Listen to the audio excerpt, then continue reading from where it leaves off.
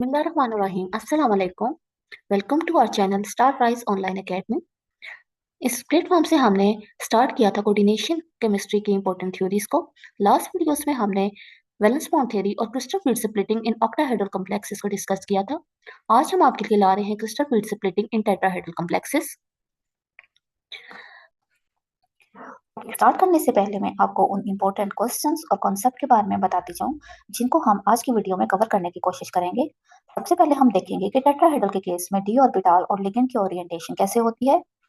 Next हम देखेंगे कि आपके पास tetrahedral field splitting octahedral field splitting के रिवर्स क्यों और कैसे होती है, और टेट्राहेड्रल की फील्ड स्प्लिटिंग लोअर क्यों होती है ऑक्टाहेड्रल की फील्ड स्प्लिटिंग से। और फिर एक इम्पोर्टेंट चीज कि हम जो एनर्जी के टर्म्स यूज करते हैं T2 and E for the tetrahedral complexes, उसमें हम G का सब्सक्रिप्ट क्यों नहीं यूज करते। हम देखेंगे कि क्रिस्टल फील्ड स्टेबलाइजेशन एनर्जी को कैसे कैलकुलेट किया जाता है फॉर द टेट्राहेड्रल कॉम्प्लेक्सेस, और टेट्राहेड्रल सिर्फ हाई स्पिन कॉम्प्लेक्सेस क्यों बनाते हैं। तो इन सब क्वेश्चंस और इन सब कॉन्सेप्ट को हम आज की वीडियो में क्लियर करेंगे। सो join us and stay with us during this lecture. सबसे पहले हम देखते हैं कि क्रिस्टल फील्ड स्प्लिटिंग ऑक्टाहेड्रल के केस में कैसे होती थी। हमने ये डिस्कस किया था कि आपके पास डी ऑर्बिटल डीजेनरेट होते हैं, लेकिन जब मेटल के ऊपर लिगेंड आते हैं तो इनकी डीजेनरेसी लॉस्ट हो जाती है और दो एनर्जी लेवल्स में स्प्लिट हो जाते हैं। एक एनर्जी लेवल होता है Eg और एक होता है T2G। अब Eg के अंदर आपके पास दो ऑर्बिटल्स होते हैं, dx square, dz square and dx square minus y square, और T2G के अंदर आपके पास तीन ऑर्बिटल होते हैं, dxy, dyz एंड dzx। ये हमने बहुत डिटेल में देखा था कि आपके पास Eg ऑर्बिटल्स जो हैं वो लिगेंड को डायरेक्टली फेस कर रहे होते हैं because they are present on axis. इस वजह से इन पे रिपल्शन ज्यादा होने की वजह से ये हाई एनर्जी पे चले जाते हैं। और T2G orbitals because they are present in between the ligand, so ये लिगेंड की फील्ड को डायरेक्टली फेस नहीं कर रहे होते, इसलिए ये लोअर एनर्जी पे स्टेबलाइज होते हैं। ठीक है, तो इन दोनों के एनर्जी गैप को हम कहते हैं क्रिस्टल फील्ड स्प्लिटिंग। और इसकी जो वैल्यू होती है वो डेल नोड के इक्वल होती है, और नोड का मतलब है crystal field in case of octahedral complexes. और इसको हम 10 dq से भी हम 10 dq में भी हम इसको कन्वर्ट कर सकते हैं। ठीक है, 1 d naught is equal to 10 dq। This is energy separation between Eg and T2G orbitals। हमने ये देखा था कि आपके पास Eg के जो ऑर्बिटल्स होते हैं वो आपके पास सेंटर से कितने हाई एनर्जी लेवल पे जाते हैं। तो आपके पास ये 3/5% रिपेल होते हैं from these 5 degenerate orbital. 5 is showing for the 5 degenerate orbital and 3 is showing these T2G orbitals. These Eg orbitals are repelled by these 3 T2G orbitals. So that हम इसकी वैल्यू लिखते हैं 3/5 and 3/5 is equal to 0.5 L naught. ठीक है, इस तरह से आपके पास ये T2G के जो ऑर्बिटल्स हैं ये रिपेल होते हैं Eg के दो ऑर्बिटल से। ठीक है, तो इसकी रिपल्शन आपके पास होगी 2/5। 5 is for 5 degenerate and 2 is Eg। सो ये एक दूसरे के साथ दूसरे से स्प्लिट अपार्ट हो जाते हैं। ठीक है, ये एक इनकी जो है स्प्लिटिंग कैसे होती है, ये एक दूसरे को रिपेल करते हैं। ठीक है, तो अगर 2.5 को देखा जाए तो डेट इज इक्वल टू -0.4। हम ऊपर प्लस का साइन लगाते हैं क्योंकि Eg are at high energy level, और नीचे हम नेगेटिव साइन लगाते हैं बिकॉज T2 जो है एट लोअर एनर्जी। अब आ जाते हैं हम अपने पहले क्वेश्चन की तरफ कि आपके पास टेट्राहेड्रल के केस में लिगेंड की ओरिएंटेशन कैसे होती है। तो ये ओरिएंटेशन समझने के लिए हम पहले ये इमेजिन करेंगे कि आपके पास टेट्राहेड्रल और ऑक्टाहेड्रल को प्लेस किया गया है विद इन अ क्यूब। आपको पता है कि क्यूब, ऑक्टाहेड्रॉन और टेट्राहेड्रॉन की शेप जो होती है वो रिलेटेड होती है एक दूसरे के। अब आपके पास क्योंकि ऑक्टाहेड्रल और टेट्राहेड्रल 3 डायमेंशनल ज्योमेट्री होती है, ठीक है, तो इनकी ओरिएंटेशन को हम इसलिए समझ सकते हैं अगर हम इनकी ज्योमेट्री को एक क्यूब के अंदर प्लेस करें। अगर हम इमेजिन करें कि ये क्यूब के अंदर प्लेस है। फॉर एग्जाम्पल, अगर हम एक ऑक्टाहेड्रल कॉम्प्लेक्स को एक क्यूब के अंदर प्लेस करते हैं तो आपके पास इस तरह की कोई सिचुएशन बनती है कि आपके पास 6 के 6 लिगेंड जो है वो कहाँ पे प्रेजेंट होते हैं, वो इस क्यूब के आपके पास फेसेस पे प्रेजेंट होते हैं। आपको पता है कि क्यूब की कितनी फेसेस होती हैं, क्यूब की 6 फेसेस होती हैं। और ऑक्टाहेड्रल के केस में लिगेंड की कितनी तादाद होती है, लिगेंड भी आपके पास 6 होते हैं। दैट्स मीन कि हर क्यूब की फेस के ऊपर एक लिगेंड प्रेजेंट है। ठीक है, ये आपके पास क्यूब की जो है फेसेस होती हैं, तो हर फेस पे एक लिगेंड प्रेजेंट है। अब अगर हम इमेजिन करें कि टेट्राहेड्रल कॉम्प्लेक्स जो है वो एक क्यूब के अंदर प्रेजेंट है, तो सिचुएशन कुछ इस तरह से होगी। ठीक है? तो यहाँ पे आपके पास जो लिगेंड है वो कहाँ पे प्रेज़ेंट होंगे? वो कॉर्नर्स पे प्रेज़ेंट होंगे, ठीक है? अब आपको पता है कि एक क्यूब के कितने कॉर्नर्स होते हैं? एक क्यूब के 8 कॉर्नर्स होते हैं और यहाँ पे लिगेंड कितने हैं? 4। तो हर आपके पास जो लिगेंड है वो आपके पास जिस कॉर्नर पे प्रेज़ेंट होगा वो अल्टरनेटिव कॉर्नर्स पे प्रेज़ेंट होगा, ठीक है? These are not present on every corner because there are 4 ligand and there are 8 corners. Corners alternative corner एक के बाद अगले कॉर्नर पे। अगर आप किसी भी लिगेंड को देखें तो उसका अगला कॉर्नर जो है वो वेकेंट होगा और उससे नेक्स्ट वाले पे आपके पास आपको लिगेंड मिलेगा, ठीक है? तो ये अल्टरनेटिव कॉर्नर्स पे प्रेजेंट है। नेक्स्ट अगर आप देखें orientation of the D orbitals in octahedral and next हम देखते हैं कि आपके पास डी ऑर्बिटल की ओरिएंटेशन कैसे होती है इन case of tetrahedral and in case of octahedral. तो डी ऑर्बिटल की ओरिएंटेशन समझने के लिए भी हम आपको पता है कि डी ऑर्बिटल 2 तरह के होते हैं, एक एक्सियल और एक नॉन एक्सियल। अब जो नॉन एक्सियल होते हैं that are not present on axis, उसका एक representative orbital D by C को लेते हैं और उसको हम सपोज करते हैं कि वो एक क्यूब के अंदर प्रेजेंट है। तो आपके पास कुछ इस तरह की सिचुएशन आती है क्योंकि डिवाइस ही ऑर्बिटल जो है वो प्रेजेंट है जेड और वाई एक्सिस के दरमियान में, ठीक है? ये आपके पास वाई एक्सिस हो गया, जेड एक्सिस हो गया और ये आपके पास वाई, तो इसके दरमियान में इसकी लॉब्स प्रेजेंट है। अब अगर हम इसको क्यूब में इमेजिन करते हैं तो इसकी जो लॉब्स प्रेजेंट है वो इसकी एजेस के सेंटर में प्रेजेंट है। क्यूब की एज के सेंटर में आपके पास इसकी लॉब प्रेजेंट है, ठीक है? तो अब अगर हम देखें कि ये सेंटर से आपका लिगेंड का डिस्टेंस कितना है, ठीक है? यहाँ से आपके पास इस ऑर्बिटल से इसके लिगेंड का डिस्टेंस फाइंड आउट करते हैं, तो इसके लिए हम ये देखते हैं कि इस एच की लेंथ जो पैरामीटर क्यूब दिया जाता है वो ए होता है। अब क्योंकि ये इसके हाफ में प्रेजेंट है तो ये हो जाएगा ए बाई 2। यही डिस्टेंस आपके पास क्योंकि लिगेंड आपके पास कॉर्नर में प्रेजेंट है और ये आपके हाफ सेंटर में प्रेजेंट है तो इसका डिस्टेंस भी हो जाएगा ए बाई 2। और अगर हम ए को 1 भी ले लें तो ये आपके पास 0.5 के करीब आ जाता है डिस्टेंस, ठीक है? अब अगर हम एक रिप्रेजेंटेटिव ऑर्बिटल लेते हैं एक्सियल ऑर्बिटल, ठीक है? एक्सियल डी ऑर्बिटल जो कि प्रेजेंट होते हैं ऑन एक्सिस, तो हम डी ज़ी स्क्वायर से देखते हैं कि अगर हम इसको सपोज करते हैं इनसाइड द क्यूब तो आप देखते हैं कि ये आपके पास कहाँ प्रेजेंट होता है? इसकी लोब आपको मिलेगी सेंटर ऑफ द फेस, ठीक है? क्यूब के फेस के सेंटर में आपको ये मिलेगा। अब इसका डिस्टेंस अगर हम लिगेंड के साथ निकालें तो ये आपके पास होता है a अंडर रूट 2 बाई 2, ठीक है? अब अगर ये हम देखते हैं तो आपके पास इसका डिस्टेंस कम है, इसका डिस्टेंस ज़्यादा है as compare to this one, ठीक है? अब आपको पता है कि this is one of type of p2 orbital and this is one of type of p orbital, ठीक है? तो अब यहाँ से आपको पता चल रहा है कि आपके पास यहाँ पे p ऑर्बिटल का डिस्टेंस जो है वो ज़्यादा है with respect to ligand as compare to p2 orbital से। ठीक है? तो इस केस में हम ये कह सकते हैं कि क्योंकि इसका डिस्टेंस यहाँ पे कम है और यहाँ पे ज़्यादा है, तो यहाँ पे ये वाले जो ऑर्बिटल है डी बाई ज़ी वो ज़्यादा रिपल्शन फ़ील फ़ील करेगा, वो ज़्यादा फ़ील्ड फ़ील करेगा लिगैंड की एज़ कम्पेयर टू डिज़ीज़ के, क्योंकि डिज़ीज़ के का डिस्टेंस ज़्यादा है, तो ये आपके पास जो ऑर्बिटल हैं ये कम फ़ील्ड और कम ही रिपल्शन फ़ील करेंगे लिगैंड की। सो एज़ अ रिज़ल्ट ये लोअर एनर्जी पे होंगे और ये हाई एनर्जी पे होंगे, ठीक है? तो इस केस में डिज़ीज़ ऑर्बिटल जो है वो लोअर एनर्जी पे होंगे और d by z orbital high energy पे होंगे। अब आप जस्ट ये रिकॉल करें कि आपके पास ये केस बिल्कुल उलट आ रहा है। ऑक्टाहेड्रल के केस में हम कहते थे कि आपके पास ऑक्टाहेड्रल की जो डीज़ी स्क्वायर ऑर्बिटल होते हैं वो हाई एनर्जी पे होते थे और D Y C orbital lower energy पे होते थे। ठीक है? तो अगर आप बाकी ऑर्बिटल को देखें डी एक्स सी और डी एक्स वाई, ये ऑर्बिटल बिल्कुल वैसे ही बिहेव करेंगे जैसे कि आपके पास डी वाई ज़ी ऑर्बिटल ने किया है और d x square minus y square का बिहेवियर भी बिल्कुल वैसा होगा जैसे डी ज़ी स्क्वायर का है। ठीक है?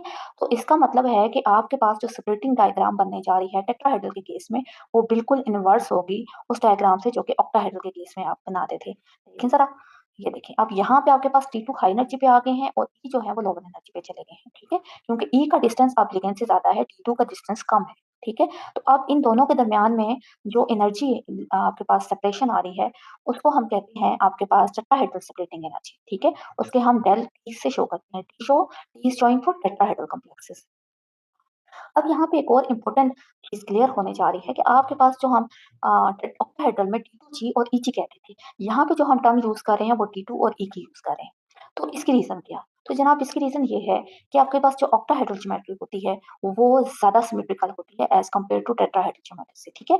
ज़्यादा सिमेट्रिकल होती है मीन कि उसमें ज़्यादा सिमेट्री एलिमेंट होते हैं।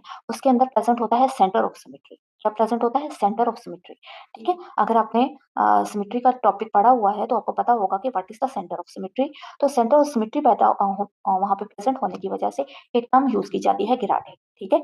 तो इसलिए ऑक्टाहेड्रल में क्योंकि सेंटर ऑफ सिमेट्री प्रेजेंट होता है, तो इसलिए वहाँ पे हम T2G को क्राडे का वर्ड यूज़ करते हैं। जबकि टेट्राहेड्रल के केस में सेंटर ऑफ सिमेट्री ना प्रेजेंट होने की वजह से हम वो जी की टर्म जो कि क्राडे के लिए यूज़ की जाती है, वो हम यूज़ नहीं करते। और यहाँ पे जस्ट हम T2 और E कहते हैं, जबकि ऑक्टाहेड्रल में हम इसे T2G और EG कहते हैं। नेक्स्ट हम देखते हैं कि टेट्राहेड्रल और ऑक्टाहेड्रल की स्प्लिटिंग डायग्राम कैसे बनती है। तो जी, जैसे हमने आपको लास्ट स्लाइड में बताया कि आपके पास ये डायग्राम बिल्कुल रिवर्स बनती है। रिवर्स कैसे? कि आप देखें कि ये अगर डी ऑर्बिटल्स हैं आपके पास टी जनरेट, अगर इनकी स्प्लिटिंग होती है, यहाँ पे आपके पास ऑक्टाहेड्रल स्प्लिटिंग हो रही है, यहाँ पे टेट्राहेड्रल। तो एक तो आप ये चीज़ नोट करेंगे कि यहाँ पे ईजी ऑर्बिटल ऊपर है, यहाँ पे ई ऑर्बिटल नीचे है, यहाँ पे T2G ऑर्बिटल नीचे है, यहाँ पे T2 ऑर्बिटल ऊपर है। तो ये एक तरह से रिवर्स होगी ना आपके पास, बिल्कुल रिवर्स डायग्राम बन रही है। एक चीज़ तो ये है कि ये रिवर्स है। एक और चीज़ आपको देखने को मिल रही है कि अगर हम इन दोनों की ईजी और T2G की एनर्जी सेपरेशन देखते हैं या स्प्लिटिंग देखते हैं, तो वो बहुत ज़्यादा है। जबकि अगर हम टेट्राहेड्रल की स्प्लिटिंग देख रहे हैं, तो वो एज़ कम्पेयर टू ऑक्टाहेड्रल बहुत कम बन रही है, नज़र भी आ रही है, ठीक है? तो ये आप यहाँ से ये अंदाज़ा हो रहा है कि आपके पास octahedral splitting is higher than that of tetrahedral splitting. तो अब इसकी रीज़न भी हम देख लेते हैं। ये आपके पास 2 रीज़न की वजह से होती है। इसकी फर्स्ट रीज़न तो ये है कि टेट्राहेड्रल के केस में आपके पास 4 लिगैंड होते हैं, जबकि ऑक्टाहेड्रल के केस में आपके पास 6 लिगैंड होते हैं। अब देखें कि आपके पास जब 6 लिगैंड हैं, 6 लिगैंड की फ़ील्ड है और 6 लिगैंड डीप आपके रिपल्शन क्रिएट कर रहे हैं, तो स्प्लिटिंग ऑब्वियसली ज़्यादा होगी।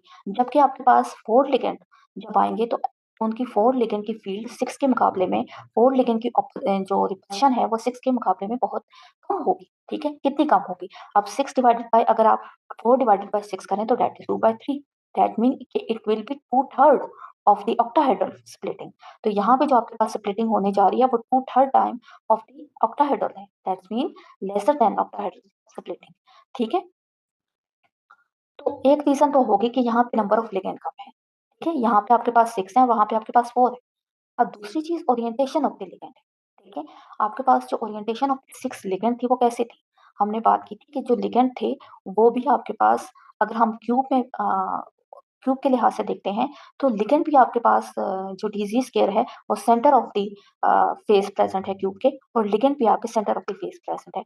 तो यहाँ पे लिगैंड जो है आपके पास in case of octahedral directly face कर रहे थे, ठीक है? यहाँ पे आपके पास डी ऑर्बिटल डायरेक्टली लिगैंड को फेस कर रहे थे।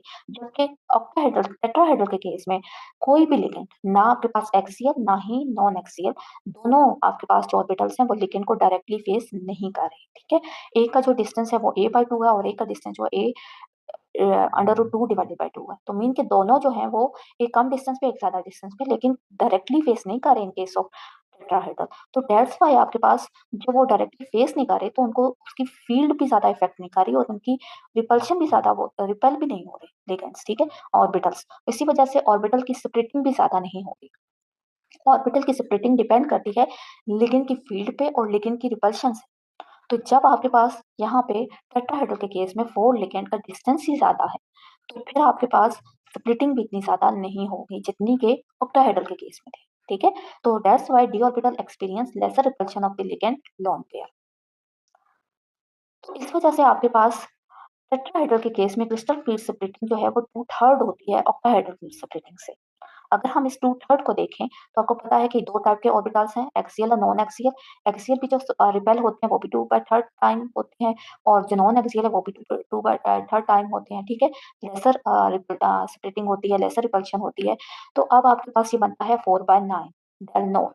मतलब डेल नॉट में जितनी स्प्लिटिंग होती है, उसके 4/9 पार्ट्स जो है वो आपके पास टेट्राहेड्रल में होती है। तो इसको अगर हम कैलकुलेट करें, तो ये बनता है 0.445, और अगर हम डीक्यू में करें, तो दैट इज़ 4.45 डीक्यू। तो अब आप देखें कि ऑक्टाहेड्रल के केस में 1 del not equal to 10 Dq, लेकिन यहाँ पे it is equal to 4.45 Dq, means it is also 2/3 time of octahedral splitting, ठीक है? तो यहाँ से आपको क्लियर हो रहा है कि इसकी रीज़न भी पता चल रही है कि टेट्राहेड्रल के केस में स्प्लिटिंग कम क्यों होती है और कितनी कम होती है, ठीक है? अब हम देखेंगे कि टेट्राफील्ड स्प्लिटिंग कैसे कैलकुलेट की जाती है। आपको पता है कि यहाँ पे स्प्लिटिंग के बाद और एनर्जी लेवल्स होते हैं T2 और E। T2 एनर्जी लेवल्स और E के दरमियान की जो आपके पास डिफरेंस होता है, वो डेल्टा T या ऑक्टाहेड्रल स्प्लिटिंग के केस में इक्वल होता है 4.45 TQ या फिर 0.44 डेल नॉट के इक्वल होता है, ठीक है? अब आपके पास जो हाई एनर्जी लेवल होता है वो T2 होता है, और T2 को आपको पता है कि it is repel by these two e orbitals, ठीक है? 2 ई ऑर्बिटल्स जो आपके पास डी ऑर्बिटल हैं, वो रिपेल करते हैं इन 3 डी ऑर्बिटल्स को, और इनकी रिपल्शन के नतीजे में इसकी फील्ड होती है 2/5। 2 are for these 2 e orbitals, ठीक है? And 5 is for 5 degenerate orbital. तो 2/5 is equal to 0.4 del t, और आपको पता है कि del t इक्वल होता है आपके पास 4/5 del नोट की, ठीक है? तो आपके पास उनके टेट्राहेड्रल स्प्लिटिंग इक्वल होती है 4/9 ऑफ डेल्टा नोट की। तो इसको हम आपको डेल्टा t कैलकुलेट करने के लिए हम 4/9 बाय डेल नोट के साथ मल्टीप्लाई करेंगे। तो आपको इसको सॉल्व करने के बाद आपके पास आ जाएगा 0.178 डेल्टा नोट, और अगर हम इसे डीक्यू में लाना चाहें तो हमारे पास आता है 1.78 डीक्यू। अब जो आपके पास ई ऑर्बिटल्स होते हैं लोअर एनर्जी लेवल पे, ये 2 ऑर्बिटल्स होते हैं, और ये आपके पास आते हैं by the repulsion of these 3 T2 orbitals, ठीक है? इन 3 की रिपल्शन से ये आपके पास एनर्जी डिफरेंस क्रिएट होता है, इसलिए ये 3/5 डेल्टा टी के इक्वल होते हैं, ठीक है? अब ये आपके पास 3/5 is equal to -0.6 delta t, और डेल्टा टी आपको पता है कि 4/9 डेल्टा नोट के इक्वल होता है। अगर हम इसे सॉल्व करें तो हमारे पास आता है -0.267 delta not, that is equal to 2.67 d, ठीक है? तो हमारे पास ये बिल्कुल कैलकुलेट करने के लिए वही मेथड है जो कि हमने ऑक्टाहेड्रल में यूज किया था। Just the difference is that कि डेल टी हमारे पास इक्वल होता है आपके पास 4/9 ऑफ डेल नोट के इक्वल होता है, ठीक है? और crystal field stabilisation energy calculate करने के लिए हम वही वाला मेथड यूज करेंगे जो हमने ऑक्टाहेड्रल में किया था, कि जितने भी नंबर ऑफ इलेक्ट्रॉन प्रेजेंट होंगे ई या टी2 में, उनको हम उनकी रिस्पेक्टिव एनर्जी के साथ मल्टीप्लाई कर लेंगे, ठीक है? तो अब सिर्फ आपके पास क्या होगा कि डेल्टा टी या टेट्राहेड्रल स्प्लिटिंग जो है, वो उसकी मैग्नीट्यूड आपके पास 4/9 ऑफ डेल्टा नोट के इक्वल होगी, ठीक है? अब यहाँ पे एक और इम्पोर्टेंट चीज कि आपके पास टेट्राहेड्रल के केस में सिर्फ हाई स्पिन कॉम्प्लेक्सेस बनते हैं। There is no low spin complexes formation in case of tetrahedral complexes. तो इसकी रीजन जो है वो बहुत क्लियर हो चुकी है अब, कि आपके पास टेट्राहेड्रल फील्ड स्प्लिटिंग बहुत कम होती है। इस बहुत कम स्प्लिटिंग होने की वजह से इलेक्ट्रॉन जो है वो एनर्जेटिकली, इलेक्ट्रॉन्स के लिए एनर्जेटिकली फेवरेबल होता है कि वो हाई एनर्जी लेवल पे चले जाएं और अनस्पेयर्ड रहें, ठीक है? अगर उनको हाई एनर्जी लेवल जो है वो वेकेंट अवेलेबल है, तो वो उन पे जाके वहाँ पे अनपेयर रह सकते हैं, ठीक है? बजाय इसके कि वो लोअर एनर्जी लेवल पे पेयर अप होके रह सके, क्योंकि पेयरिंग एनर्जी जो है यहाँ पे स्प्लिटिंग एनर्जी से हायर होती है। अब यहाँ पे हम एक कोबाल्ट 2 के एग्जांपल लेंगे, जहाँ पे 2 इसकी ऑक्सीडेशन स्टेट है, and cobalt is from D7 system. तो आपके पास जो 2 इलेक्ट्रॉन है वो s ऑर्बिटल में से रिमूव होंगे as a result of oxidation, और आपके पास d ऑर्बिटल के अंदर 7 इलेक्ट्रॉन रह जाएंगे। अब जब लिगेंड अप्रोच करेगा तो ये 2 एनर्जी लेवल पे स्प्लिट हो जाएंगे, क्योंकि यहाँ पे पहले हम एनर्जी लेवल्स के दरमियान में डिफरेंस कम है, इसलिए पहले इलेक्ट्रॉन जो है वो सारी एनर्जी लेवल को फिल करेंगे एज अ अनपेयर्ड इलेक्ट्रॉन। जो 2 रह जाएँगे वो निचले वाले एनर्जी लेवल पे पेयर अप हो जाएँगे, ठीक है?